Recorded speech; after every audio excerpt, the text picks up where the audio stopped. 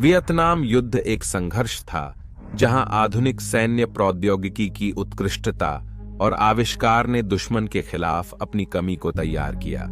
दोनों पक्षों के नेताओं के लिए यह एक इच्छाओं का युद्ध था, जिसमें हार उत्तर वियतनामी लोगों के लिए हानोई में उतना ही असंभाव्य थी जितना वॉशिंगटन में था। कभी कभी युद्ध दुश्मन को नष्ट करने के बजाय रणनीतिक लक्ष्यों की प्राप्ति के बारे में था, और 1969 में एशौ घाटी के जंगल और पहाड़ों में इसका अधिक स्पष्ट देखा गया था। संयुक्त राज्य अमेरिका और उत्तर वियतनामी सेनाओं ने एक अमूल्य न होने वाले पहाड़ की लड़ाई में अपनी दृढ़ता और एक दूसरे की घृणा का प्रदर्शन किया। सैन्य मानचित्रों में इसे मीटर में उसकी ऊंचाई के संदर्भ में हिल 930 के रूप में जाना जाता था। इतिहास के लिए इसे हैम्बर्गर हिल के नाम से जाना जाता है। विश्व की युद्धों में आपका स्वागत है।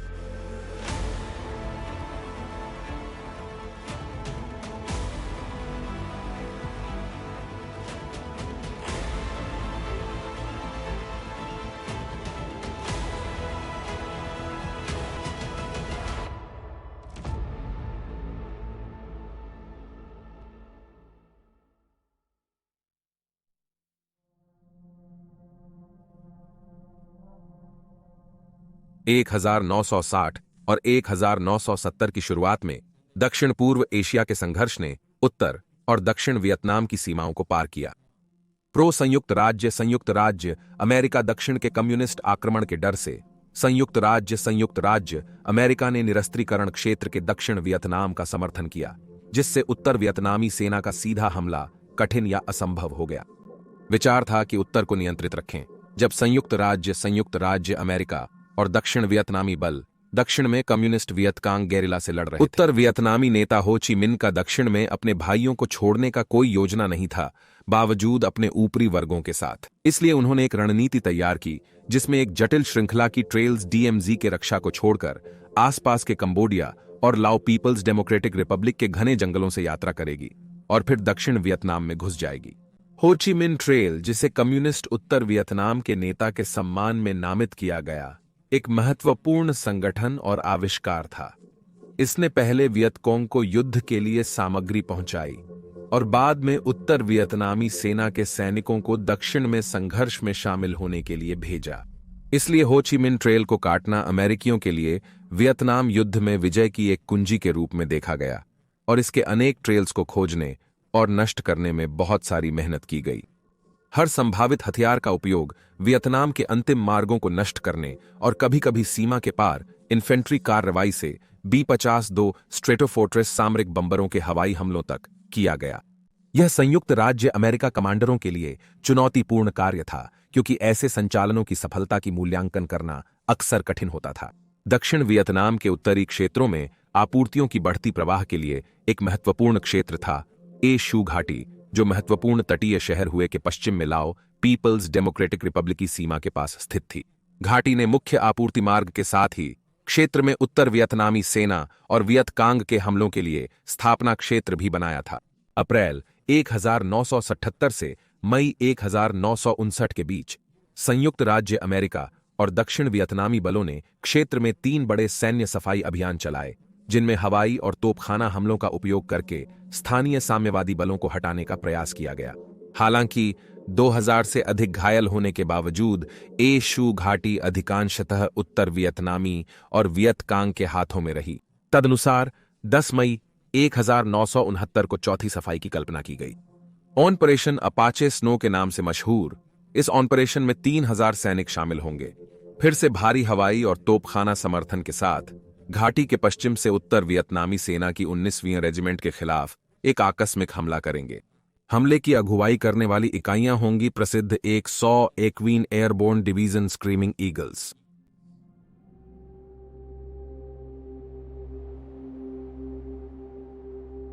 दस मई 1969 की सुबह अपाचे स्नो में 101वीं की 3 पैदल बटालियनों को ह्यूई हेलीकॉप्टरों ने विन्यासित किया। 812 घंटे में 101वीं के नेताओं ने घाटी में प्रवेश और पूर्व ओर धकेलना शुरू किया।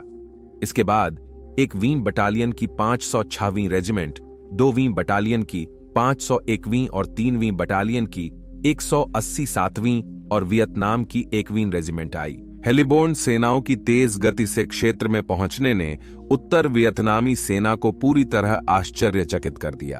उत्तर वियतनामी सेनाओं ने संयुक्त राज्य अमेरिका बलों से लड़ाई की वापसी शुरू करने से पहले संघर्ष किया, जिसने संयुक्त राज्य अमेरिका को किसी भी बाकी बचे हुए कम्युनिस्ट सेनाओं को बाहर निकालने की अनुमति दी।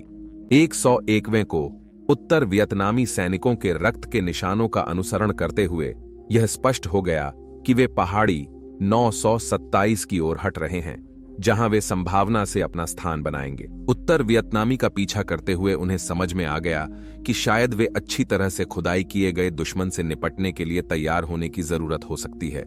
उन्होंने छोड़े गए बंकर और जटिल संचार नेटवर्क के सबूत देखे, जो बड़ी सैन्य उपस्थिति का प्रमाण थे। दूसरे दिन 3वीं बटालियन 187वें रेजिमेंट की ब्रावो कंपनी ने उत्तर वियतनामी बंकर पर गोलीबारी की और वापसी के दौरान ह्यूई कोबरा गनशिप्स को आवरण के लिए बुलाया। दुर्भाग्य से एक ह्यूई कोबरा ने संयुक्त राज्य अमेरिका सैनिकों को उत्तर वियतनामी बलों मानकर भ्रमित कर रॉकेट हमला किया, जिससे कई घायल हुए। 187वें रेजिमेंट के कमांडर लेफ्टिनेंट कर्नल वेल्डन हनीकट उत्तर वियतनामी सेना की सम्मानित इकाई 19वीं से संघर्ष करने का अवसर प्राप्त करने लगे थे, जिसने हो ची मिन का गर्व उपनाम प्राप्त किया था। 12 मई को हनीकट ने रेजिमेंट के सदस्यों से हिल 930-7 पर दुश्मन की स्थिति का मूल्यांकन करने के आदेश दिए, जहां ब्रावो कंपनी फिर भारी दुश्मन आग में फंस गई। संयुक्त राज्य अमेरिका वायु सहायता ने 19वें रेजिमेंट पर बमबारी की, लेकिन यह व्यर्थ रहा और अंत में संयुक्त राज्य अमेरिका सैनिकों को वापस हटकर रात्रि के लिए खुदाई करना पड़ा। आराम और पुनः आपूर्ति के समय उत्तर वियतनामी सैनिकों ने अपनी खोई हुई रक्षात्मक स्थितियों को फिर से कब्जा और मरम्मत किया। इसका परिणाम यह हुआ कि जब संयुक्त राज्य अमेरिका ने हमला किया तो उनकी पिछले दिन की प्रगति नष्ट हो गई और इसने आने वाले दिनों के लिए दुखद प्रवृत्ति स्थापित की। 13 मई 1969 को हो ची मिन्ह ट्रेल से उत्तर वियतनामी सहायता के आगमन के डर से 3वीं बटालियन ने लाओ पीपल्स डेमोक्रेटिक रिपब्लिक में पहाड़ी 916 को कब्जा किया और 1वीं बटालियन 506वें रेजिमेंट की सहायता का इंतजार किया, जो 48 घंटे में पहुंचने की संभावना थी। 187वें रेजिमेंट की ब्रावो चार्ली और डेल्टा कंपनियां तीव्र दुश्मन की गोलीबारी में फिर से लगी थीं। उनकी प्रगति को छोटी घाटियां, नाले और अभी तक नहीं उड़े हुए जंगली भूभाग ने बाधित किया, जहां उत्तर वियतनामी स्नाइपर छिपे थे और संयुक्त राज्य अमेरिका सैनिकों के बीच नरसंहार हुआ। परिणाम स्वरूप कंपनी ने अपने उद्देश्यों को नहीं हासिल किया और अटक गईं, जिसके बाद तीव्र हवाई हमले से पहाड़ी 927 धमाका हुआ और जल गई। 14 मई को और अधिक हवाई हमलों के बाद ब्रावो और चार्ली कंपनियां पहाड़ के पश्चिम से हमला करने लगीं, जबकि डेल्टा उत्तर से आगे बढ़ी। डेल्टा कंपनी ने भारी विरोध का सामना किया और जब उसने अपने घायलों को बाहर निकालने की कोशिश की तो एक मेडिकल हेलीकॉप्टर को नष्ट किया गया। ब्रावो और चार्ली कंपनियों ने जाल और आत्मघाती स्नाइपरों से मुठभेड़ करते हुए भारी विरोध सामना किया। पुरुषों ने वृक्षों की शिखरों से खुद को बांधकर अधिकतम संख्या में संयुक्त राज्य अमेरिका सैनिकों को नीचे रखने या मारने की कोशिश की, जब तक खुद को सुरक्षित नहीं कर लेते। ब्रावो और चार्ली कंपनियों ने हिल 930-7 तक पहुंचने में सफलता पाई, जहां उन्होंने दुश्मन सैनिकों के शवों से भरी रिपोर्ट कमांडर्स को दी। लेकिन अब घेरे जाने और पीटे जाने के खतरे के कारण उन्हें हिल को 19वें को वापस देने के लिए मजबूर किया गया। रात में उत्तर वियतनामी ने एक बार फिर हिल पर अपनी स्थितियों को कब्जा और दृढ़ किया, जिससे संयुक्त राज्य अमेरिका बलों को लगा उन्हें अगले दिन फिर से यही सब करना पड़ेगा।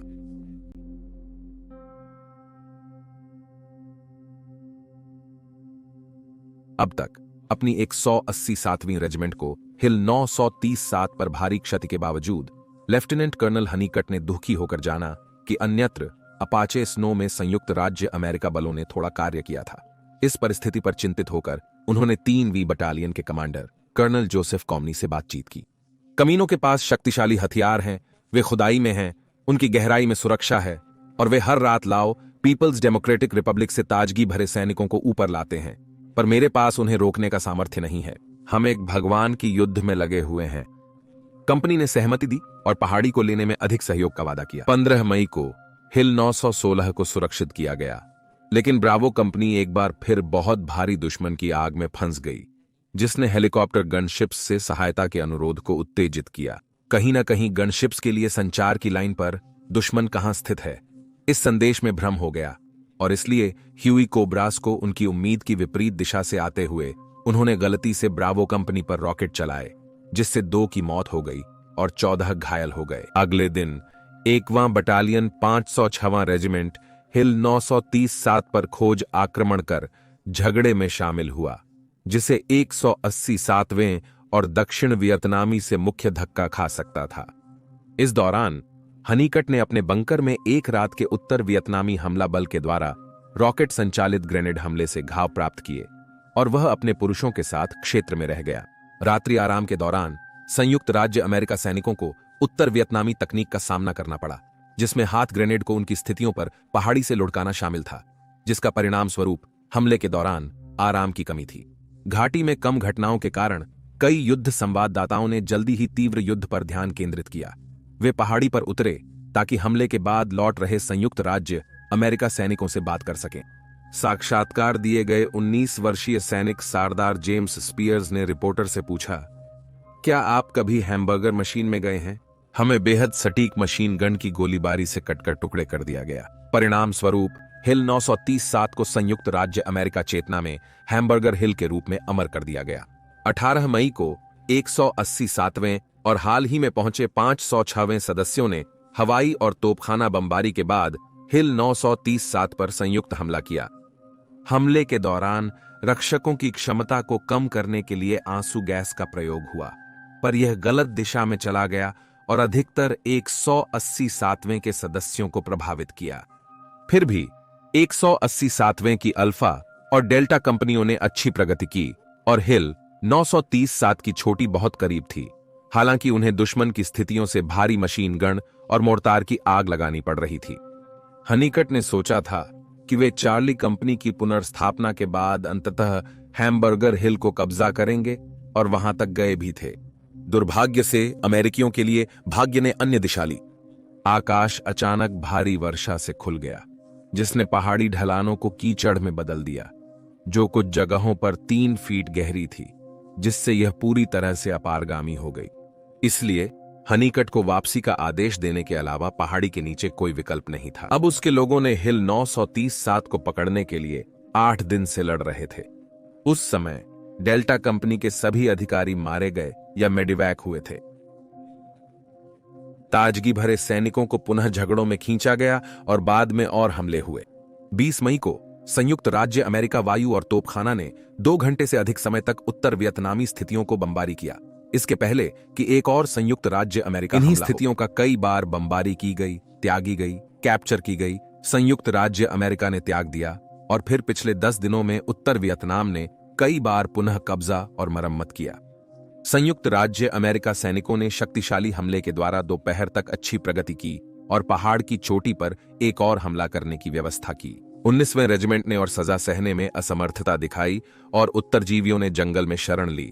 विशाल संयुक्त राज्य अमेरिका बल को बाईपास करने की उम्मीद में या एक अंतिम स्थिति बनाने की कोशिश में अंत से पहले ज्यादा से ज्यादा उत्तरदायी होने के लिए 1700 बजे तक खबर आई कि हैमबर्गर हिल सुरक्षित कर ली गई थी। ठीक 2 सप्ताह बाद 1959 के जून 5 को संघर्ष के विकास में कोई रणनीतिक महत्व नहीं होने के कारण इसे छोड़ दिया गया था।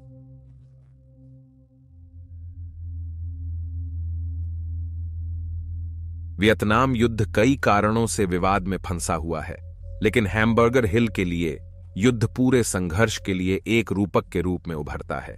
हालांकि ऑपरेशन अपाचे स्नो के लिए तर्क सही था, आलोचकों ने हिल 930-7 को 11 लगातार पैदल युद्ध के साथ लेने की महत्ता पर सवाल उठाए हैं, अन्य तो दुश्मन पक्ष पर संभवतः जितने अधिक हानि पहुंचा सकें।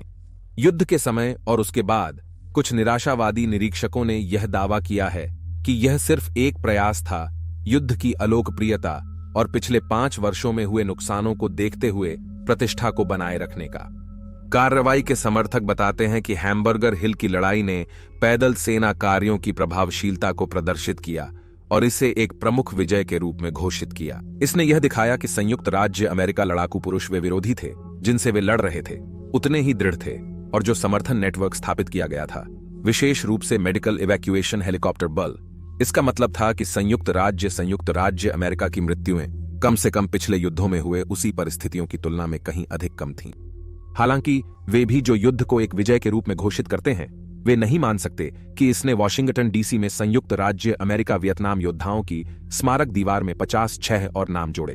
उत्तर वियतनामी हताहतों के अनुमान 600 से 1000 के बीच भिन्न होते हैं, लेकिन बड़ी योजना में इसका कोई महत्व नहीं था। संयुक्त राज्य अमेरिका सेना के हैम्बर्गर हिल को छोड़ने के कुछ ही दिनों के भीतर उत्तर वियतनामी सेना ने इसे फिर से कब्जा करने और मजबूत करने का काम शुरू कर दिया, जिससे उन संयुक्त राज्य अमेरिका सैनिकों के परिवारों को प्रश्न पूछना पड़ा, क्या यह सार्थक था? यह एक ऐसा प्रश्न है जिसका उत्तर देना कठिन है।